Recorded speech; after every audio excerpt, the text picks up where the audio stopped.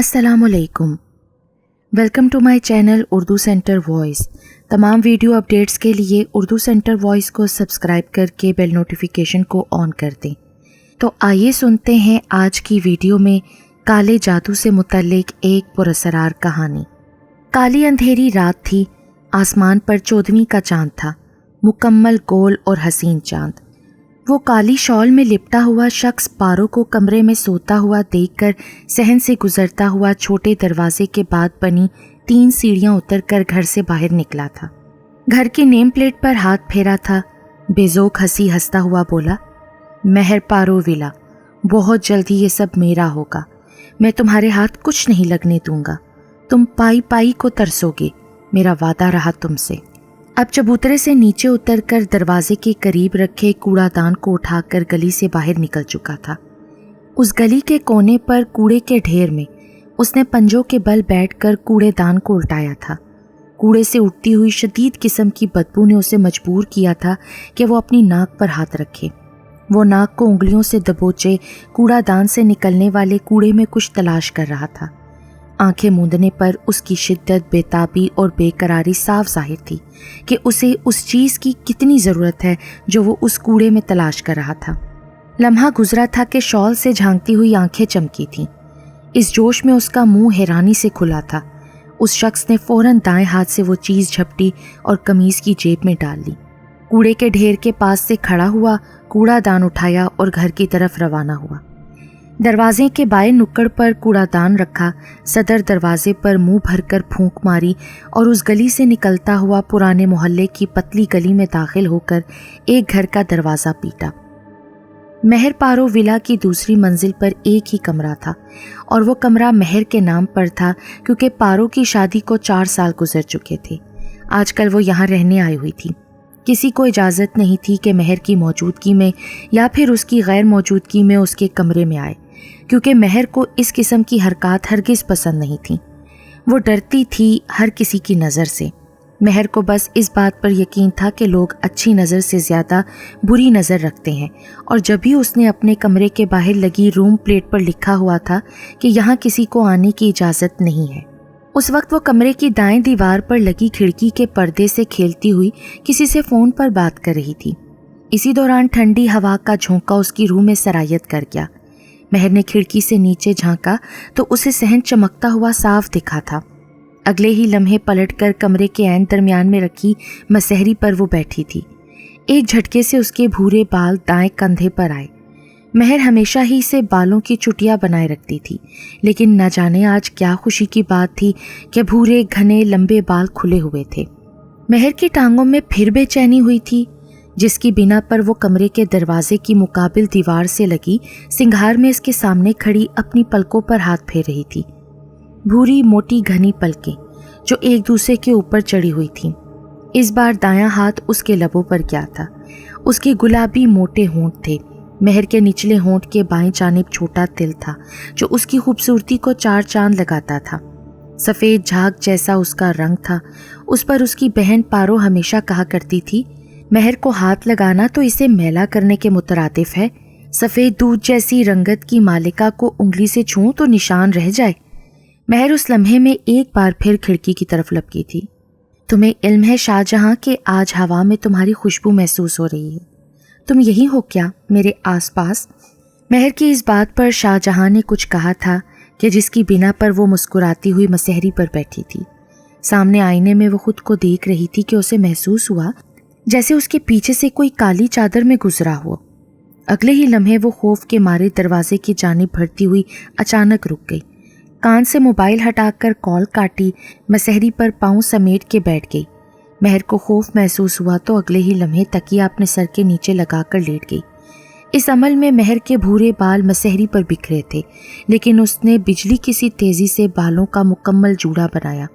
एक बार फिर से शाहजहां का नंबर डायल किया। शाहजहां महर का इश्क था, ऐसा इश्क कि जिसे देखा ना हो मगर उसकी बातों से इश्क हो जाए। शाहजहां की बातों से उसके लम्स को महसूस करती हुई महर नींद की गहराई में उतर चुकी थी। मसहरी पर तिरछी लेटी हुई महर ने उसी कैफियत में सुबह कर दी। इधर अजान फजर हुई, उधर पारो ने आंख खोली थी। कल रात पारो नीचे वाले कमरे में सोई थी। مہر پارو ولا کے باورچی خانے میں پارو نے پوری بنانے کی تیاری شروع کر دی۔ پارو نے چھولوں کا سالن تیار کر کے ٹیبل پر رکھ دیا۔ پوری تلنے کا سلسلہ شروع ہوا۔ اسی دوران پارو صحن میں کھڑے چلائی تھی۔ اس کی نظر مہر کے کمرے کی کھڑکی کی جانب تھی۔ مہر اٹھ جاؤ، ناشتہ تیار ہے۔ پھر پلٹ کر صحن کی دائیں جانب بنے باورچی خانے میں ایک بار پھر قدم رکھا تھا۔ پارو پوری تلنے میں مگن تھی۔ اسی دوران وہ شخص شال سے خود کو ڈھانپے دبے قدموں سے صحن کو پار کر کے دالان میں داخل ہوا۔ دالان کے نفس میں رکھی ڈائننگ ٹیبل کے قریب آ کر سالن کی ڈش سے ڈھکنا اٹھایا تھا۔ ڈھکنا دھیمی کیفیت میں ٹیبل پر رکھا تھا۔ قمیض کی بائیں جانب لگی جیب سے پڑیاں نکالی۔ اگلے ہی لمحے میں پڑیاں کھول کر سالن میں ڈالی۔ سفید پاؤڈر سالن کی اوپری سطح پر دکھا تھا۔ اس شخص نے چمچہ گھما کر پڑیا سے نکلے پاؤڈر کو مکمل طور پر سالن میں حل کر دیا تھا۔ پارو گرم پوری چنگیر میں رکھ کر باورچی خانے سے دالان میں آئی تو حیران رہ گئی۔ اسے یقین نہیں تھا کہ ایسا بھی ہو سکتا ہے۔ پارو اگلے لمحے صحن کی طرف لپکی۔ مہر کے کمرے کی کھڑکی کی جانب دیکھ کر ایک بار پھر چلائی، مہر تم نیچے نہیں آئی ابھی تک؟ یہ کیا طریقہ ہے بھائی؟ ایسا پہلی بار ہوا تھا کہ مہر پارو کی پہلی آواز پر نہیں آئی تھی، اسی لیے شاید پارو کو غصہ آیا تھا۔ اگلے ہی لمحے مہر کمرے کی کھڑکی سے جھانکتے ہوئے بولی، آپا آ رہی ہوں، کمرہ سمیٹ رہی تھی۔ مہر کے جواب دینے پر پارو نے جواباً مسکراتی نظر سے مہر کو دیکھا اور دونوں اپنے کاموں میں مصروف ہو گئیں۔ وہ شخص آج پھر پارو اور مہر کی نظر سے بچ نکلا تھا۔ اس شخص کے دھیمے قدم اس کا ہنر تھے، نہ جانے کب آتا تھا اور کب چلا جاتا تھا، اور آج وہ جو کام کر کے گیا تھا کسی کو اس بات کا علم نہیں تھا اور یہ بھی نہیں معلوم تھا کہ اس کے رد عمل میں کیا ہوگا اور کیا نہیں۔ مہر کمرے کے دروازے پر تالا ڈال کر سیڑھیاں اتر رہی تھی۔ گول زینے سے اترتے وقت اکثر اسے چکر آ جایا کرتے تھے۔ مہر زینے سے اتر کر چھوٹے دروازے سے صحن میں داخل ہونے لگی تھی کہ صدر دروازے پر دستک ہوئی۔ مہر بائیں جانب بنی تینوں سیڑھیاں اتر کر دروازہ کھولنے لگی۔ دروازہ کھولا تو سامنے ہاشم کو کھڑا دیکھ کر اس کا منہ بنا۔ مہر ہاشم سے بغیر کچھ کہے تینوں سیڑھیاں چڑھی اور چھوٹے دروازے سے صحن میں داخل ہو گئی۔ ہاشم نے بھی جواباً منہ بسورا اور دروازہ بند کر کے خود بھی صحن میں چلا آیا۔ مہر دالان کے نصف میں لگی ڈائننگ ٹیبل کی صدر کرسی پر بیٹھی۔ اس کے دائیں جانب پارو بیٹھ چکی تھی۔ اسی دوران ہاشم نے بلند آواز میں سلام کیا تو پارو نے جھانک کر صحن میں دیکھا۔ کیا میں اسے ہماری خوش نصیبی سمجھوں کہ ہاشم ہمارے گھر تشریف لائے ہیں؟ پارو کرسی سے اٹھ کر صحن میں آ گئی اور ہاشم کو اپنے ساتھ دالان تک لائی۔ ارے آپا، خوش نصیبی تو ہماری ہے کہ ہم نے سب سے پہلے دیدار خاص کیا ہے۔ ہاشم نے مہر کے روشن چہرے پر نگاہ جمائے اپنی محبت کو لپیٹ کر حاضر کیا۔ اسی دوران پارو نے ہنسی دباتے ہوئے ہاشم کو اپنے ہمسر رکھی کرسی پر بیٹھنے کا اشارہ کیا۔ وہ بھی اپنے نام کا ایک ہی ڈھیٹ تھا، جھٹ سے کرسی پر بیٹھ گیا۔ ویسے اگر مجھے علم ہو نا کہ سامنے والا مجھے دل میں شدید قسم کی گالیاں دے رہا ہے تو 1 منٹ رکنا اپنے اوپر حرام سمجھوں، مگر کیا کریں، دنیا کے بغیرت تو ڈھیٹ انسان بھی تم سے کلاسز لیتے ہوں گے ہاشم۔ مہر نے سالن پلیٹ میں ڈالتے ہوئے ہاشم کو بے عزت کیا، لیکن وہ واقعی اپنے نام کا ایک ہی ڈھیٹ تھا۔ مہر کی بات پر باچھے کھولتے ہنسنے لگا۔ پارو نے مہر کا دایاں ہاتھ دبوچا کہ جیسے اشارتاً اسے معافی مانگنے کا کہہ رہی ہو، لیکن مہر کی بولتی آنکھیں اس وقت 360 کا زاویہ بنا چکی تھیں۔ ہاشم اس بات کو سمجھ گیا تھا کہ مہر کو جھکانا ممکن نہیں، اسی لیے جھٹ سے بولا، رہنے دیں آپا، مجھے برا نہیں لگا، اور ویسے بھی مہر کی عادت ہے مذاق کرنے کی۔ ہاشم کی ناگوار بات پر مہر نے اسے خونی نظر سے دیکھتے ہوئے برق رفتاری سے جواب دیا، مجھے کوئی شوق نہیں ہے تم سے مذاق کرنے کا، اور ویسے بھی تم جیسے ڈھیٹ انسان اپنے ہی نام پر دھبا ہوتے ہیں، تو مجھے اس بات کا غم نہیں کہ تم کیوں مجھ سے فری ہوتے ہو، ایڈیٹ کہیں کے۔ ہاشم اس وقت مہر کو کڑک نگاہ سے دیکھ رہا تھا کہ پارو نے اس بات کو محسوس کرتے ہوئے ہاشم کے آگے پلیٹ رکھی۔ ہاشم کھاؤ نا تم بھی۔ ہاشم نے پارو کو نظر انداز کیا، پلیٹ جھٹک کر کرسی سے اٹھا اور گھر سے باہر نکل گیا۔ پارو نے جواباً مہر پر غصہ کیا، کون کرتا ہے گھر آئے مہمان کے ساتھ ایسا؟ مہر نے جواب نہیں دیا، ناشتہ کرنے میں مگن رہی۔ پارو اور مہر میں کافی پیار محبت تھا، لیکن ان کی لڑائی اکثر ہاشم کی بات پر ہوتی تھی۔ مہر کو ہاشم شدید قسم کا ناپسند تھا، لیکن پارو پھر بھی ہاشم سے انسیت رکھتی تھی کیونکہ ہاشم ان کے اکلوتے ماموں کا اکلوتا بیٹا جو تھا۔ پارو پھر بولی، جواب دینا بھی مناسب نہیں سمجھو گی کیا؟ اگلے ہی لمحے میں اٹھ کر وہ باورچی خانے میں آ گئی۔ میں بس یہ جانتی ہوں کہ بابا اور اماں کو یہ شخص بالکل نہیں پسند تھا۔ نفرت کرتے تھے وہ اس درندے سے جس کے دانت لال، نشیلی آنکھیں، شرابی کیفیت اور گنڈوں کے جیسا حلیہ ہے، اور اسی لیے مجھے بھی سخت قسم کی اکتاہٹ ہوتی ہے اس سے۔ مہر شدید غصے کے عالم میں بولتی ہوئی صحن میں لگے واش بیسن پر ہاتھ دھونے لگی۔ خیر تمہیں تو جلن یوں بھی ہے نا کہ وہ تمہارا رشتہ لے کر آیا تھا، تو کیا آپ کو یہ یاد نہیں کہ کس طرح اس شرابی کا سر پھاڑا تھا میں نے؟ اتنے میں پارو باورچی خانے سے 2 کپ چائے کے ڈائننگ ٹیبل پر رکھ چکی تھی۔ مہر نے غصے سے چائے کا پہلا گھونٹ بھرا۔ پارو نے بھی کرسی پر بیٹھنے کے بعد چائے کا کپ تھاما۔ پارو مہر کو بھی کچھ کہتی کہ مہر برق رفتاری سے صحن میں لگے واش بیسن کی جانب دوڑی۔ اس تیزی میں اس کے ہاتھ سے کپ چھوٹ کر فرش پر گرا تھا۔ چائے اور کانچ کے کرچے مخصوص جگہ پر پھیل چکے تھے۔ مہر واش بیسن پر سر جھکائے الٹی کرنے لگی تو آواز سن کر پارو مہر پر لپکی، تیزی سے اس کی پیٹھ سہلانے لگی۔ 3 منٹ تک مہر کی یہی کیفیت رہی۔ ان 3 منٹوں میں مہر کا کلیجہ منہ کو آ چکا تھا۔ جواباً پارو کو بنا سنے بنا دیکھے وہ صدر کرسی پر جا بیٹھی۔ پارو فکر میں مہر کا ہاتھ تھامے مخاطب ہوئی، اچانک کیسے ہو گئی الٹی تمہیں؟ رات میں کچھ الٹا سیدھا کھایا ہے کیا چندہ؟ معلوم نہیں آپا، بس ابھی ناشتہ ہی کیا ہے، کل بھی کچھ نہیں کھایا تھا۔ مہر نے نڈھال کیفیت میں مخاطب ہونے کے بعد دالان کے فرش کو دیکھا۔ لو بس آپا، یہ کپ تو ٹوٹ کر شہید ہو گیا۔ ارے دفع کرو اس کپ کو، تم اوپر جا کر آرام کرو، میں پودینے کا شربت بنا کر لاتی ہوں، اگر بد ہضمی ہوگی تو ٹھیک ہو جائے گی۔ مہر اپنے کمرے کی جانب بڑھی۔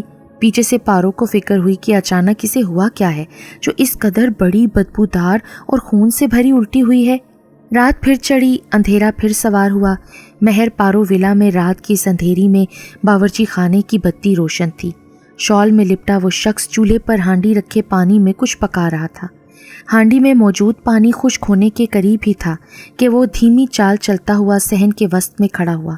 ایک نظر مہر کے کمرے کی کھڑکی پر اٹھائی، آنکھیں بند کر کے کچھ پڑھا اور اشارتاً اس کھڑکی کی جانب پھونک ماری۔ اب پھر سے باورچی خانے میں داخل ہو کر چولہا بجھایا، پھر ہانڈی اٹھا کر چھوٹے دروازے سے باہر نکلا، نرم قدم رکھتے ہوئے سیڑھی اترا اور صدر دروازے کے باہر نکل کر کوڑے دان کی جانب چلا۔ ہانڈی وہاں چھوڑ کر چلایا، جس کی چیز ہے اس تک پہنچے۔ اب اپنے گھر کی جانب روانہ وہ ہو چکا تھا۔ میں اپنی چیز تم سے لے کر رہوں گا، جو چیز میری ہے وہ میری ہے، اسے مجھ سے نہ کوئی چھین سکتا ہے اور نہ کوئی جدا کر سکتا ہے۔ بڑھتے ہوئے ہر قدم کے ساتھ وہ بارہا اس جملے کو دہرا رہا تھا۔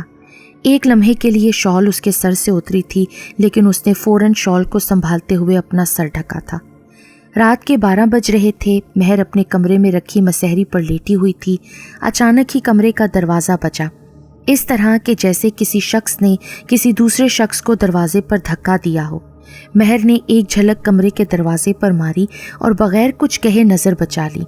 اس سب کو نظر انداز کرنے کی وجہ یہ تھی کہ مہر نے کان سے موبائل لگایا ہوا تھا، کیونکہ اس وقت وہ شاہجہاں سے بات کر رہی تھی۔ آج اس کی طبیعت میں کافی جھنجھلاہٹ محسوس ہو رہی تھی۔ مہر نے موبائل اسپیکر پر کیا تھا اور خود سر پر ہاتھ رکھی آنکھیں بند کر چکی تھی۔ کیسی طبیعت ہے مہرو؟ موبائل سے چھنتی آواز اس کے کان میں پڑی تھی۔ مہر نے بائیں جانب کروٹ بدلی تھی۔ وہ کانپتی آواز میں بولی، میں ٹھیک نہیں ہوں شاہ۔ شاہجہاں پیار سے مہر کو مہرو کہتا تھا اور مہر شاہجہاں کو محبت بھرے لہجے میں صرف شاہ کہا کرتی تھی۔ مہر کچھ اور بتاتی کہ اچانک اس کا سانس اکھڑنے لگا۔ مہر کھانستے ہوئے مسہری سے اٹھی۔ شاہجہاں سب سن رہا تھا کہ مہر کس طرح سے تڑپ رہی ہے۔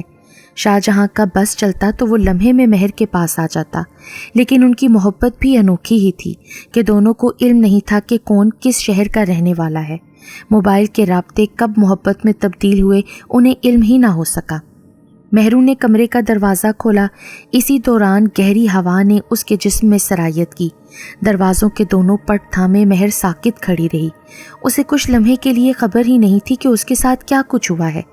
مہر چند لمحے تک اپنی پلک جھپکانا بھول چکی تھی۔ آہستگی سے کمرے کے فرش پر وہ بیٹھتی چلی گئی۔ وہ پہر گزرا تھا کہ مہر کو سب سمجھ آنے لگا تھا۔ और उसी तरह उसकी हैरानी में भी इजाफा हुआ। उसने अपने कमरे के दरवाजे की चौखट पर हांडी रखी देखी। एक लम्हे के लिए तो महर की जान निकल गई। महर ने चाहा कि एक बार हांडी में झांके, लेकिन उसने इज्तनाब बरता। महर बर्क रफ्तारी की कैफियत में दरवाज़ा बंद करके मसहरी पर आ बैठी।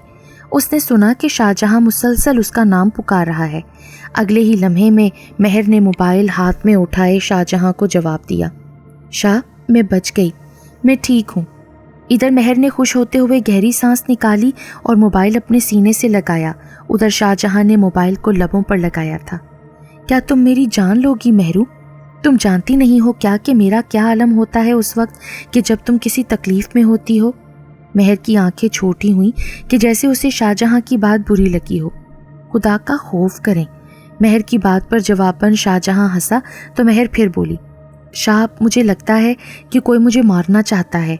मेरे कमरे के दरवाजे के बाहर हांडी रखी हुई है, उसमें शिद्दत की बू आ रही है शाह। महर की बात सुनने पर शाहजहां की हंसी गायब हुई। कोई तुम पर जादू करवा रहा है महरू, तुम किसी आलिम के पास जाओ, मैं भी कुछ करता हूँ। महर काले जादू के पहले वार से बच निकली थी। उसकी अगली मंजिल किसी आलम की दरगाह थी। शॉल पहना वो शख्स अंधेरे कमरे में जंजीरों की जकड़ में था। जंजीरें सुलग रही थीं, इसीलिए वो चिल्ला रहा था। अपनी पुश्त कमरे की अगबी दीवार पर बार बार देकर मार रहा था, क्योंकि कमरे के मुकाबिल दीवार से शॉल पहना वो शख्स बहुत दूर था। उसी लम्हे में फर्श पर बैठे हुए नौजवान ने आंखें मूंद कर कुछ पढ़ा था। उस वक्त वो नौजवान कमरे के वस्त में बैठा था। अब उठकर जंजीरों में जकड़े हुए शख्स की जानिब बढ़ा था। मुंह भरकर फूंक उस शख्स के वजूद पर मारी थी। अगले ही लम्हे वो शख्स तिलमिलाया था। चीखते हुए बोला, नहीं नहीं नहीं। उसकी चीखों पुकार से नौजवान बेजोक हंसी हंसा और उसी जगह जाकर बैठ गया जहां से वो उठकर आया था। शॉल में ढका हुआ वो शख्स एक बार फिर बोला, तुम्हें ये सब करके कुछ हासिल नहीं होगा, तुम बहुत पछताओगे। ना तुम्हें घर मिलेगा और ना ही वो तुम्हारी कभी नहीं हो सकती लड़के, वो तुम्हारी कभी भी नहीं हो सकती, क्योंकि तुम्हारा पहला वार उस पर ज़ाया गया है। उस नौजवान ने बिना कुछ सोचे समझे नाफ में लगी हुई गन निकाली और सुलगती जंजीरों में कैद उस शख्स पर गोली चलाकर हलाक कर दिया। अपने सर पर चौथा खून चढ़ा लिया, लेकिन उसकी बेजोक और बद तहजीब हंसी इस बात की गवाह थी कि उस नौजवान को किसी किस्म की कोई परवाह नहीं थी। वो भी मेरी है और वो घर भी मेरा है, कोई उसे मुझसे नहीं छीन सकता। उसी तरह हंसता खिलखिलाता हुआ ज़मीन पर लोट-पोट होने लगा। महर के कमरे में उस वक्त उसके साथ पारो भी मौजूद थी। दोनों मसहरी पर बैठी हुई थीं। महर ने पारो के दोनों हाथ थामे हुए थे। महर काफ़ी खौफ और तजस्सुस से पारो को सारी बात बयान कर रही थी। आपा, जब आप ससुराल चली गईं तो रात में मेरी तबीयत अचानक बहुत ख़राब हुई। मुझे इस कमरे की चौखट पर हांडी रखी मिली जिसमें से शदीद किस्म की बू आ रही थी। मैंने उसमें झांका नहीं और ना ही उसे छुआ, लेकिन वो सुबह खुद से ही गायब हो गई। महरू की बात मुकम्मल होने पर पारो अचानक बोली, हाँ, तुम्हारे जीजा को मैंने बताया था कि तुम्हें खाने के फ़ौरन बाद खून की बदबूदार उल्टी हुई। वो भी यही बोले कि किसी आलिम को दिखाओ।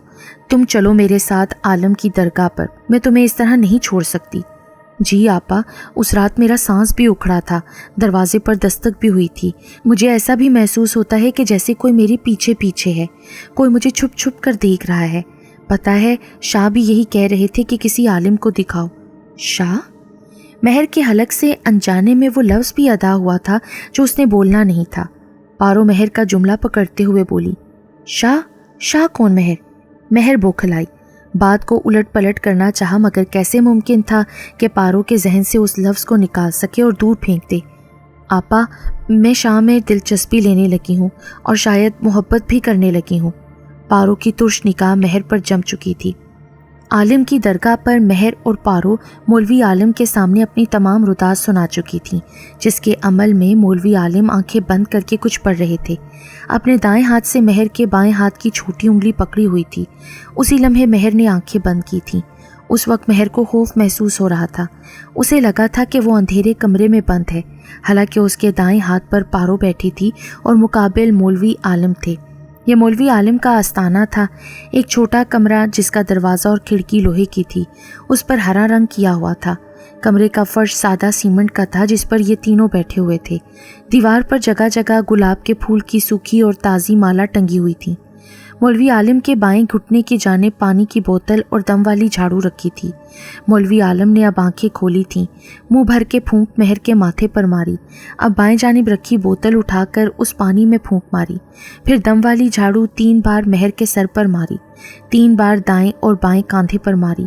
पारो और महर ने मौलवी आलिम पर निगाह जमा ली। उन्हें यकीन था कि वो ज़रूर कुछ कहेंगे। बेटी, ये तुमने बहुत अच्छा किया कि उस रात उस हांडी को ना तो छुआ और ना ही उसे पार किया, क्योंकि उसका असर कुछ वक्त तक रहता है। जैसे ही सूरज निकला तो उसका असर ख़त्म हो चुका था, और जब भी तुम अभी इस शर से महफूज हो। मौलवी साहब, वो था क्या? महर की तो हालत कमज़ोर पड़ रही थी, इसीलिए पारो ने सवाल किया। काला जादू। किसी ने महर पर काला जादू करना चाहा था। मौलवी आलिम की बात सुनकर पारो के पैरों से ज़मीन निकली। इसी दौरान महर ने खुद को ठीक महसूस करना शुरू किया। मौलवी आलिम की बात पर वो झट से बोली, लेकिन मेरी किसी से दुश्मनी नहीं मौलवी साहब, कोई क्यों करेगा ये सब कुछ? बेटी, ये जो हसद होता है ना, ये बहुत बुरी चीज़ है। तुमने किसी के रिश्ते से इनकार किया है और किसी को तुम्हारी हवेली पर नज़र है, जिसके सिलसिले में ये सब हो रहा है। मौलवी आलिम की बात सुनकर महर और पारो ने एक दूसरे की आंख में झांका। उनका सीधा शक हाशिम पर था। अगले ही लम्हे में मौलवी आलिम ने महर को गले में डालने के लिए तावीज़ दिया, साथ ही कुछ कलाम बताए जो उसे 40 दिन तक पढ़ने थे। महर और पारो ने घर में वापसी आने पर इस बात का पुख्ता इरादा कर लिया था कि अब बहुत एहतियात से और फूंक फूंक कर कदम रखने हैं। महर बावर्ची खाने से निकलते वक्त बत्ती गुल कर गई थी।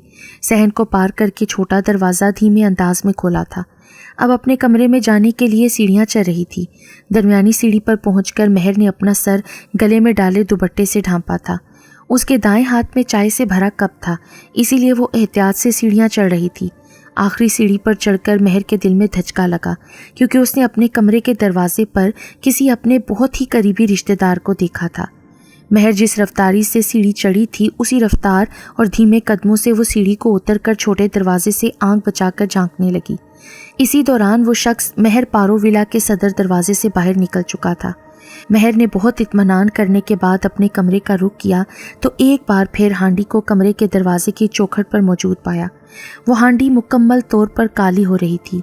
महर इस बात को जानती थी कि उसे पार करना ख़तरा मोल लेना है। महर सीढ़ियाँ उतरकर छोटे दरवाजे से घर में दाखिल हुई और दालान में रखी डाइनिंग टेबल की सदर कुर्सी पर बैठ गई। दोनों ही एक जैसे हैं, दोनों ही किसी से कम नहीं। बस अब इसका एक ही हल है। महर ने हल सोच लिया था, बस अब पारो को आगाह करना ज़रूरी था। महर पारो विला के सदर दरवाजे पर दस्तक हुई। किसी 50 साला शख्स ने दरवाज़ा खोला था। दरवाज़ा खोलने पर इल्म हुआ कि सामने हाशिम खड़ा है। हाशिम ने काफ़ी हैरानकुन लहजे में सवाल किया, आप कौन और इस घर में क्या कर रहे हैं? हाशिम ने सख्त लहजे में सवाल किया था तो सामने खड़े शख्स ने भी सख्त लहजे में जवाब दिया, मैं इस घर का मालिक हूँ और ख़बरदार जो आइंदा इस घर पर दस्तक दी तो बदतमीज़ इंसान, दफ़ा हो जाओ यहाँ से। ये बात सुनकर हाशिम उल्टे पैरों भागा। पतली गली के उसी छोटे घर के दरवाजे पर दस्तक दी जिसमें शॉल पहने हुए शख्स का कत्ल हुआ था। इस बार उसी नौजवान ने दरवाज़ा खोला था कि जिस नौजवान ने शॉल पहने हुए शख्स को कत्ल किया था। हाशिम ने दरवाजे की चौखट पर खड़े रहकर काफ़ी खौफ के आलम में कहा, अनायत, तेरे चाचा की बेटियां तो घर छोड़कर भाग गईं। तेरे हाथ कुछ नहीं आएगा, ना मुझे रिश्ता मिला और ना तुझे दौलत। अनायत, जो अपने सर 4 खून लेकर घूम रहा था, इस बार हाशिम के दिमाग में गोली उतारकर 5वां खून भी अपने सर कर लिया था और ख़ुद मौत की सज़ा के हाथों फांसी के घाट पर लटक गया। बुरा करने वालों का अंजाम बुरा ही होता है और जादू जैसी चीज़ को तो वैसे ही इस्लाम में हराम करार दिया है। बेहतर है कि इससे बचा जाए। महर अपना घर बेचकर हमेशा के लिए रावलपिंडी में आबाद हो चुकी थी, क्योंकि वो जान गई थी कि हाशिम और चचा का बेटा अनायत उसे ज़िंदा नहीं छोड़ेंगे। इस वाक़ये में शाहजहां ने महर की ना सिर्फ मदद की बल्कि उससे किया हुआ वादा भी पूरा किया। उसे अपने निकाह में लाकर इज़्ज़त से नवाजा। जिन लोगों ने महर के साथ बुरा करना चाहा था वो खुद हराम मौत मरे और महर आज अपने घर में शाहजहां के साथ खुश और आबाद है, क्योंकि जादू करने वालों का यही अंजाम होता है, ना वो दीन के रहते हैं और ना ही दुनिया के रहते हैं।